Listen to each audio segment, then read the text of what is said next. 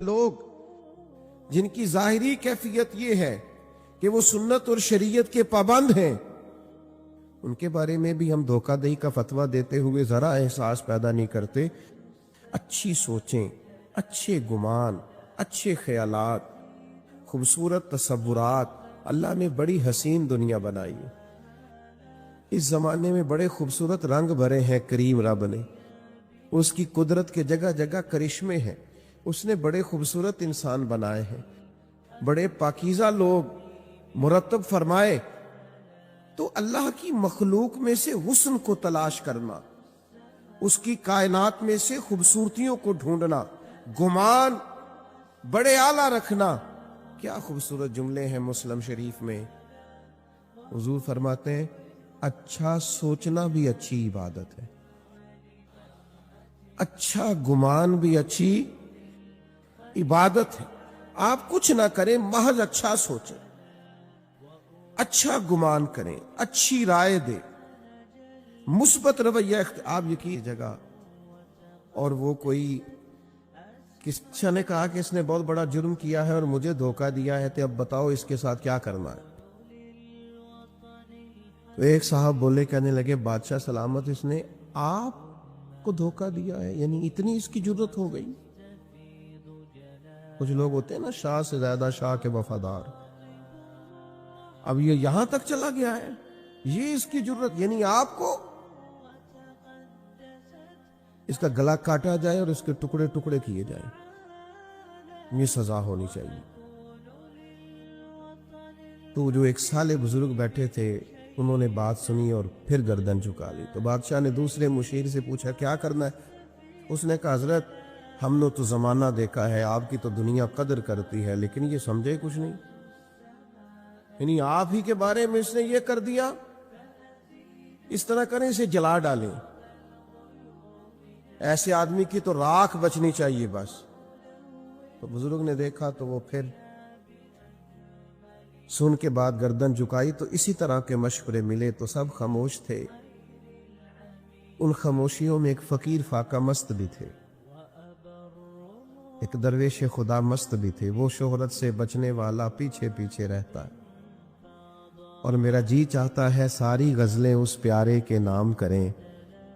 وہ پیچھے کونے میں ایاز بھی چھپے ہوئے ایک باریک دانوں کی تسبیح لیے اپنے اللہ کی یاد میں مصروف تھے۔ کہاں منشور ہم اور کہاں ہنگامے محبت کے، ایک حجرے میں رہتے ہیں خدا کو یاد کرتے ہیں۔ وہ پیچھے سے کونے میں آرام سے بیٹھے تھے۔ بادشاہ نے نظر جو اٹھائی، آواز جو گونجی، کہا یاز آپ بھی تو بتائیے نا کیا کرنا ہے اس کے ساتھ، اس نے ہماری نافرمانی کی ہے، ہمیں دھوکہ دینے کی کوشش کی ہے اور ہمارے اعتماد کو ٹھیس پہنچائیے، بتاؤ کیا کریں۔ تو فقیر کی جھکی ہوئی نظریں اٹھیں اور پھر ہاتھ باندھے کھڑا ہوا، کہنے لگا بادشاہ آپ کا اقبال بلند ہے، یہ بلند ہی رہے گا، عزتیں اللہ نے دی ہیں، اللہ ان میں دوام پیدا فرمائے گا۔ اس بیچارے سے غلطی ہو گئی، یہ بیچارہ بھول گیا تھا۔ انسان غلطیاں کرتے ہیں، ہم کئی بار غلطیاں کرتے ہیں، ہمارا رب ہمیں معاف کر دیتا ہے۔ چلے آپ بڑے ہیں، بڑوں کو بڑے حوصلے ہی دکھانے پڑتے ہیں، اس فقیر کی ماں نے تو چلو معاف کر دے۔ آپ درگزر فرمائیں، وہ اپنی غلطی پر شرمندہ ہے، آئندہ نہ کرنے کا عہد کرتا ہے، چلیں چھوڑ دیں، معاف کر دیں۔ بادشاہ اب وہ سب کی رائے کیا تھی، اور یہاں بالکل ایک عنوان ہی دوسرا آ گیا اور مضمون ہی بدل گیا اور بالکل مختلف بات ہو گئی، اور محفل جو تھی وہ رخ ہی دوسرا اختیار کر گئی۔ تو بادشاہ نے ان بزرگوں کی طرف دیکھا، کہا آپ بچے ہیں، آپ بتائیے کیا کرنا چاہیے۔ تو بزرگ کہنے لگے سب نے ٹھیک کہا ہے، جس کی مرضی بات کے مطابق فیصلہ کر دیں۔ تو بادشاہ ان بزرگوں کی بات سن کے بہت سر پٹائے، کہا یہ کیا بات ہوئی؟ وہ جس نے کہا کاٹ دے اس نے بھی ٹھیک کہا، جس نے کہا جلا دے اس نے بھی معاذ اللہ ٹھیک کہا ہے، اور جس نے کہا ہے کہ معاف کر دیں اس نے بھی ٹھیک کہا ہے۔ تو بادشاہ کہنے لگے ہر شخص اپنے ظرف کے مطابق بات کرتا ہے، ہر آدمی اپنے گمان کے مطابق بات کرتا ہے، یہ ایاز نے آپ کو کبھی بتایا نہیں یہ سید زادہ ہے، اس نے جو بات کی ہے اپنے ظرف کے مطابق بات کی ہے، تیری نسل پاک میں ہے بچہ بچہ نور کا، تو ہے عین نور تیرا سب گھرانہ نور کا، ان کے مزاج میں معاف کرنا ہے، ان کی طبیعت میں درگزر کرنا ہے، ان کو سکھایا ہی معاف کرنا گیا ہے۔ بادشاہ جس نے جو کہا اپنے گمان کے مطابق کہا، انہوں نے جو کہا اپنی سوچ کے مطابق کہا، فقیر سے پوچھو تو وہی کر دو جو ایاز نے کہا ہے۔ میرے بھائی، آپ کا گمان مضبوط ہونا، آپ کی سوچوں کا طاقتور ہونا، یہی تو آپ کو طاقتور کرتا ہے۔ جن کے ارادے بڑے ہوتے ہیں وہی تو محنت زیادہ کرتے، جن کے حوصلے بڑے ہوتے ہیں وہی تو زیادہ لوگوں کو لیڈ کر پاتے، جن کا ظرف بڑا ہوتا ہے وہی تو بڑے کارہائے نمایاں سر انجام دیتے ہیں۔ لیکن ہماری سوچوں میں بڑی کمزوری آئی ہے، ہمارے لہجے کے اندر بڑی کمزوری آئی۔ میں نے دیکھا ہے کہ گزرتے ہوئے وقت کے ساتھ ساتھ لوگوں کا رویہ یہ ہو گیا ہے کہ بس میں ہوں اور میرے علاوہ کوئی بھی نہ ہو۔ آپ مضبوط ذوق پیدا کریں اپنی زندگی کے اندر، بڑے حوصلے پیدا کریں، بڑے گمان پیدا کریں۔ 10 دن قیام کیا ہے نبی کریم علیہ السلام نے طائف کے اندر، 10 دن۔ اگر آپ کی زیادہ توجہ ہو میری بات پر تو 10 دن حضور قیام فرما رہے اور ایک شخص نے بھی کلمہ نہیں پڑھا، بلکہ جو عربوں کا مزاج تھا نا، خوش آمدید کہنے کا اور مہمان نوازی کرنے کا اور مثبت رویہ پیش کرنے کا اور خدمت کرنے کا، وہ جو ان کے مزاج اور رواج تھا وہ بھی انہوں نے نہیں کیا کام۔ 10 دن حضور کا قیام رہا، الٹا انہوں نے پتھر مارے، اوباش نوجوانوں کو معاذ اللہ پیچھے لگا دیا، بہت ساری ذہنی، اعصابی اور جسمانی تکلیف دی۔ اتنے سخت رد عمل کے بعد نبی کریم علیہ السلام ایک باغ میں تشریف لے آئے، کریم تشریف فرما ہے، غلام ساتھ ہے۔ غلام عرض گزار ہوئے، یا رسول اللہ صلی اللہ تعالی علیہ وسلم، جو روایتی اخلاق ہے عرب کا یہ تو اس سے بھی بہت آری نکلے، حضور اتنی تکلیف دی، آپ کرم نوازی فرمائیں، ہاتھ اٹھائیں، دعا کریں یہ برباد ہو جائیں، آپ بندہ نوازی فرمائیں، ان کے لیے دعائیں ضرر کریں، تباہ ہو جائیں یہ۔ حضور فرمانے لگے کر دو دعا،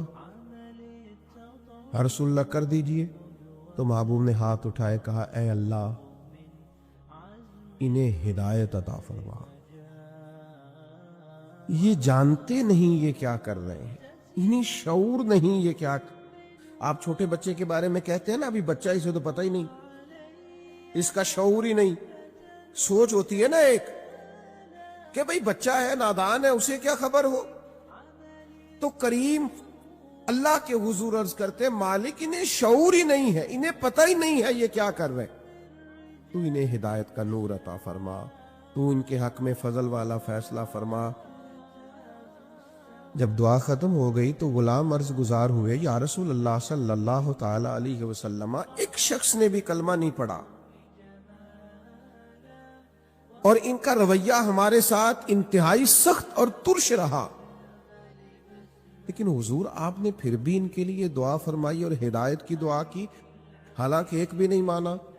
تو یہ سوچ ہے نا، یہ گمان ہے نا، یہ رائے ہے نا، یہ وہ رائے ہے جو ہماری سوچوں کو پاکیزگی دیتی ہے اور حجاز کی پاکیزگی دیتی ہے۔ حضور فرمانے لگے اگر انہوں نے نہیں مانا تو میں ان کی بربادی کی دعا کیوں کروں، اگر یہ نہیں مانتے تو مجھے امید ہے ان کی آنے والی نسلیں مان جائیں گی۔ ہم نے اگلی نسل سے اچھی امید وابستہ کر لی، اگلی نسل مسلمان ہو جائے گی، کلمہ پڑھ جائے گی، دین کے اندر آ جائے گی، لیکن تباہی اور بربادی کی دعا نہیں کرنی۔ آپ اندازہ کر لیجئے نا آج ہمارے ہاں کتنی مایوس باتیں ہوتی ہیں، کمزور باتیں ہوتی ہیں، بدگمانیاں ہوتی ہیں، لوگوں کا خیال ہوتا ہے، وہ بعض دوست تو ایسی خبریں دیتے ہیں کہ ان کے پاس آپ 10 منٹ بیٹھے تو محسوس ہوتا ہے کہ آخری دن چل رہا ہے دنیا کا، وہ کل کچھ ہونے والا ہے۔ اتنی سخت ترین ان کے پاس کمزور خبریں ہوتی ہیں۔ اچھا گمان، اچھی رائے اور خوبصورت طرز کلام، یہ جو لوگ خوش رہنا چاہتے ہیں نا، اس کا بھی ایک ہی نسخہ ہے کہ سوچا اچھا کریں، مثبت رہا کریں۔ آپ یقین کریں کہ زندگی میں بہار آ جائے گی۔ بہت سارے لوگ زندگی میں دیکھے ہیں جن کو زیادہ پرواہ ہی نہیں ہے، خوش رہتے ہیں، آگے بڑھ جاتے ہیں۔ کسی نے کچھ کہہ دیا تو کہتا چلو کوئی حرج نہیں، کہہ دیا تو پھر کیا ہوا۔ ایک حدیث ہے مشکات شریف میں بڑی خوبصورت، زندگی میں بڑا کچھ اس کے مفاہیم سے سیکھنے کو ملتا ہے۔ کچھ لوگ نا جب ہار جاتے ہیں نا پورے طور پر، تو پھر وہ معاذ اللہ ثم معاذ اللہ نقل کفر کفر نباشت، پھر وہ گالم گلوچ پہ آ جاتے ہیں۔ جب دلیل کی دنیا سے ہار جاتے ہیں، پھر کمزور پڑ جاتے ہیں تو ایسے رویے اختیار کرتے ہیں۔ عرب کے لوگ بھی جب پورے طور پر ہار گئے نا، کمزور پڑ گئے، تو پھر انہوں نے ہاری ہوئی ایک تجویز سوچی، یہ مشکات شریف میں موجود ہے۔ انہوں نے کہا یار عجیب لوگ ہیں، ہم نبی کریم علیہ السلام کا اسم گرامی بھی لیتے ہیں، محمد بھی کہتے ہیں صلی اللہ تعالی علیہ وسلم، اور محمد کا تو معنی ہے جس کی بار بار تعریف کی جائے۔ معاذ اللہ تعالی ہم ان کا اسم گرامی بھی لیتے ہیں جس کا مفہوم ہی یہ ہے کہ تعریف کی جائے، اور پھر ہم ان پر تنقید بھی کرتے ہیں۔ تو انہوں نے حضور کا نام نامی اسم گرامی معاذ اللہ بگاڑ کے لینا شروع کیا۔ مجھے بتائیے گا، چڑھا سخت بات کی ہے، لیکن فرمانے لگے یہ لوگ تو بھول ہی گئے تھے، میرا یہ نام اچھا کیا یاد کرا دی۔ تو صحابی نے آ کے عرض کی یا رسول اللہ صلی اللہ تعالی علیہ وسلم، وہ آپ کا نام بگاڑ بگاڑ کے لیتے، اور معاذ اللہ نام بگاڑ کے آپ کو برا بھلا کہتے ہیں۔ تو محبوب نے کیا جواب دیا؟ وہ بڑے پریشان تھے، اور جب آئے تھے تو ان کے لہجے کے اندر بڑی سخت قسم کی گرانی تھی کہ یہ ان کی جرت اور اس طرح کا ان کا رویہ۔ بڑی تکلیف میں تھے، پریشانی میں تھے، مایوس تھے، اور ان کے لیے سخت رائے رکھتے تھے۔ حضور نے کیا فرمایا؟ فرمایا یشتمیون مزمما ویلعنون مزمما وانا محمد صلی اللہ تعالی علیہ وسلم۔ فرمایا وہ کسی مزمم کو برا بھلا کہتے ہوں گے، کسی مزمم کو گالی دیتے ہوں گے، مجھے تو اللہ نے محمد بنا کے بھیجا ہے، میں تو محمد ہوں۔ پتہ نہیں کس کی بات کر رہے ہیں۔ جب آپ اس سوچ کے مطابق چلیں گے تو زندگی بڑی خوبصورت گزرے گی۔ جب آپ کا خیال ہوگا نا پتہ نہیں وہ کس کی بات کر رہا تھا، نہ جانے وہ کس کے بارے میں یہ تبصرہ کر رہا تھا، آپ خوش ہو جائیں گے۔ لیکن ہم کیا کرتے ہیں؟ وہ دو لوگ بیچارے جو دور کھڑے ہیں نا، وہ مفت میں ہم کھینچ کے لے آتے ہیں کہ میرے خلاف ہی باتیں کر رہے ہیں۔ او بھائی آپ اتنے اہم نہیں ہیں، ان کو کوئی اور کام بھی ہو سکتا ہے، وہ کوئی اور گفتگو کر رہے تھے۔ آپ کو کیوں ایسا لگتا ہے کہ سارا زمانہ آپ ہی کو ڈسکس کرتا ہے؟ اور بھی غم ہے زمانے میں محبت کے سوا، اور بھی بڑے کام ہیں لوگوں کو کرنے کے۔ آپ کو کیوں ایسا محسوس ہوتا ہے کہ سب آپ ہی کی بات کرتے ہیں اور سب آپ ہی کا ذکر کرتے ہیں؟ ڈھیر سارے لوگ ہیں جو آپ کو جانتے بھی نہیں ہیں، شمار بھی نہیں کرتے ہیں۔ دنیا کہیں اور بستی ہے، کسی اور جگہ پہ لوگ چیزوں کو دیکھتے ہیں۔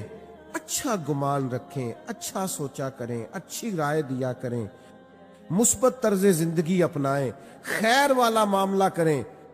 ہمارے بزرگوں نے یہاں تک بیان کیا ہے کہ آپ باہر گلی میں نکلے اور عین نماز پڑھ کے آپ نکلے تو آپ کو ایک نمازی اور نیک اور صالح اور دیندار آدمی باہر سے آتا ہوا دکھائی دیا، یہ گمان مت کریں کہ دیکھو جی اس نے جماعت سے نماز ہی نہیں پڑھی۔ یہ گمان کریں کہ ہو سکتا ہے وہاں پڑھ کے آ رہا ہو جہاں 15 منٹ پہلے ہو جاتی ہے۔ آپ اچھا کیوں نہیں سوچتے؟ مثبت رائے کیوں نہیں رکھتے؟ آپ خیر والا معاملہ کیوں نہیں کرتے؟ اچھے گمان۔ اور پھر میں نے बहुत सारे लोगों के बारे में लोगों को ये कहते हुए देखा है, देखो ये आदमी जो है ना, ये फला मामले के अंदर बड़ा मनफी काम करता है, देखो ये फला काम। अच्छा, मजबूरी नहीं समझते, तकलीफ नहीं समझते। वो किसी ने कहा था कि कुछ तो मजबूरियां रही होंगी, यूं ही कोई बेवफा नहीं होता। कहीं हो सकता है कोई मजबूरी किसी की हो, कोई तकलीफ हो। हजरत बिश्र हाफी रहमतुल्लाह ताला अलैह ना जामा मस्जिद बगदाद शरीफ में जुमे के फर्ज पढ़ने के बाद निकल जाया करते थे। तो एक अच्छे बिजनेसमैन को ख्याल हुआ कि वैसे जो लोग बड़ी तबलीग करते हैं और लोगों को खैर का सबक देते हैं और बड़े नवाफिल बताते हैं, और ख़ुद ये है कि सुनन और नवाफिल अब अभी अदा नहीं हुए और ये चले गए, तो बहुत सारे लोगों से उसने अपनी इस बदगुमानी का जिक्र किया। तो लोगों ने कहा यार, कहने लगा नहीं, वो हर जुमे ही ऐसा करते। तो एक दिन किसी ने कहा यार तू छोड़ दे इस काम को, लेकिन वो बस बदगुमानी भी बड़ी खतरनाक चीज है, ये भी सरायत ही कर जाती है, ये शक तो दीवाना सा कर देता है लोगों को, अजीब मजनून किस्म की हरकतें करने लग जाते हैं मशकूक होने के बाद। तो एक दिन उसने नमाज जुम्मा पढ़ा और हजरत के पीछे जासूसी करते हुए निकल गया, जो सख्त मना है दीन में। तो शेख मस्जिद शरीफ से निकले और एक नान बाई की दुकान से उन्होंने नान खरीदे। तो फिर एक और बदगुमानी की, कहने लगा अच्छा भूख बड़ा तंग करती है इसलिए सुन्नतें छोड़ दी, इसलिए नवाफिल छोड़ दिए। फिर हजरत ने एक जगह से कबाब लिए तो कहा देखो उम्र देखो और इनके जायके देखो, कि इस उम्र में बदगुमानी पे बदगुमानी। लेकिन थोड़ा सा शेख तेज कदमों से चले और एक आबादी खत्म हुई तो एक बेआबाद सी जगह आई, और फिर थोड़ा सा आगे बढ़े तो एक कच्चा सा घर आया। हजरत शेख ने दरवाजा जो खोला तो सामने पलंग पर एक फालिज ज़दा माजूर मरीज पड़ा है। शेख दौड़ करके गए, पहले उसको सीधा किया, फिर प्याले में पानी लेके उसका मुंह धोया, और फिर वो कबाब तोड़ के लुकमा बना करके उसके मुंह में डाला, और पहला लुकमा डालते कहने लगे माफ कर देना, जुम्मे को मुझे आते हुए देर हो जाती है, अभी तो मैंने सुन्नतें भी पढ़नी, अभी तो मेरे नवाफल बाकी हैं, लेकिन आपकी भूख तेज ना हो जाए मैं दौड़ आया। शख्स कहता है बाहर खड़ा था, यूं लग रहा था कि जैसे मेरी टांगे मेरे वजूद का बोझ नहीं उठा रही, कहां पर हूं मैं, क्या समझता था, ये क्या निकल आया। जिसको मैंने इतनी बुरी चीज समझा था, शेख का इतना बड़ा कारनामा निकल आया। हजरत उसको खाना दे रहे थे तो वो माजूर रो पड़ा, कहने लगा बिशर आप कब तक आएंगे, 14 साल बीत गए, मेरी ड्यूटी उठाए हुए मेरे तो अपने भी मुझे छोड़ गए। हजरत बिशर ने उनके आंसू पूंछ करके फरमाया आपका क्या ख्याल है, ये जो मेरी मुआशरे में इज्जत है ये मेरी कसरत इबादत से है, ये तो मैं आपकी खिदमत करता हूं तो अल्लाह ने मखलूक के दिलों में मेरी मोहब्बत पैदा फरमा दी। ओ मेरे भाइयों, अच्छा गुमान, अच्छी सोचें, अच्छे रवैये, अच्छी राय और अच्छा मशवरा, इसको अपनी जिंदगी में अपनाइए। आपको पता है हमारे उलमा ने लिखा है कि ये जो कहा 10 गुना अजर मिलेगा नेकी पे, और फिर बात किताब और सुन्नत में बढ़ते बढ़ते 700 गुना तक भी गई, तो ये 10 मिलेगा कि 20 गुना मिलेगा कि 700 गुना मिलेगा। तो फरमाते हैं जितना गुमान अच्छा होगा, जितनी नीयत अच्छी होगी, जितना इरादा उम्दा होगा, उतना अल्लाह अजर भी ज्यादा अता फरमा दे। लेकिन शर्त यह है कि हम बुरे गुमान से बचें, बुरे जहन से बचें, बुरी सोचों से बचें। ये हमारी तबीयत को भी अच्छा रखेंगी, हमें लोगों से प्यार भी हो जाएगा, नफरतें भी हमारे दिलों से निकलेंगी, हमारी राय भी अच्छी होगी, और सबसे बड़ी बात यह है कि सोसाइटी में प्यार फैलेगा, मुआशरे में मोहब्बत बढ़ेगी, हम एक दूसरे के करीब आएंगे। لیکن اگر ہم اپنی سوچوں اور گمان کو اس طرح کا صاف ستھرا نہیں کریں گے، پھر ظاہر ہے کہ ہمیں بڑے بڑے اچھے، بڑے بڑے خوبصورت، بڑے بڑے علماء، بڑے بڑے فقہا، ان میں بھی معاذ اللہ لوگوں کو خیر نظر نہیں آتی. پھر ماحول ایک ایسی طرف چلا جائے گا جس میں بہرحال تکلیف اور گھٹن پیدا ہوگی. تو رمضان المبارک میں انسان کا دل بڑا ہلکا پھلکا ہو جاتا ہے. اللہ تبارک و تعالیٰ اس کو بڑا باطنی سرور اور کیف عطا کرتا ہے. اس کی کیفیات بڑی خوبصورت ہوتی ہیں. تو جہاں تقوی کا اور بہت سارا نور ہم حاصل کر رہے ہوتے ہیں، وہاں اس چیز کو بھی اپنانے کی کوشش کریں کہ اچھی سوچوں کی پریکٹس کریں، اچھے گمان ان دنوں میں اپنی طبیعت میں پیدا کریں، تاکہ ہمیں اللہ کی مخلوق اچھی لگے، تاکہ ہمیں خیر نظر آئے. اللہ تبارک و تعالی سمجھنے کی، عمل کرنے کی اور دین کی طرف لوٹ آنے کی توفیق عطا فرمائے. آخر دعوانا الحمدللہ. نہیں ابھی تو بولیے نا، کتنے 13 منٹ ہو گئے، کتنا ٹائم بچا ہے؟ ایک ہی بات کرتا ہوں، نبی کریم صلی اللہ تعالی علیہ وسلم نے فرما دیا کہ اس کی ناک خاک آلود ہو جو رمضان کو پائے اور پھر بھی اپنی بخشش نہ کرا سکے.